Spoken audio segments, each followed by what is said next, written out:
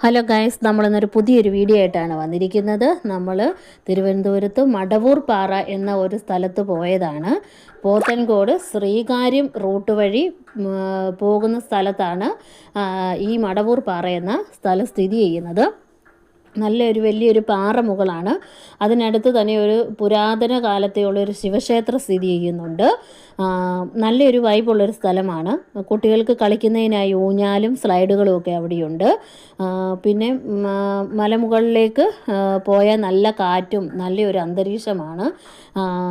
നല്ല കുളിർമയുള്ള നല്ല കാറ്റുകൾ, വൈകുന്നേരങ്ങളിലൊക്കെ പോയിരിക്കാൻ നല്ല അടിപൊളി സ്ഥലമാണ് അവിടെ.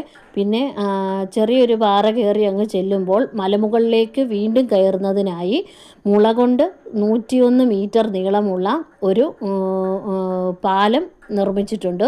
അതിൽ കൂടെ കയറി ചെല്ലുമ്പോൾ നല്ലൊരു വൈബുള്ള ഒരു സ്ഥലമാണ് അവിടെ കാണാൻ സാധിക്കുന്നത്. വൈകുന്നേരമൊക്കെ എൻജോയ് ചെയ്യാനും ഒക്കെ നല്ലൊരു സ്ഥലമാണ്. പിന്നെ മുള കൊണ്ട് തന്നെ ഓരോ കുടിൽ പോലെ ചെറിയ ഒരു ഇത് ഉണ്ടാക്കിയിട്ടുണ്ട്.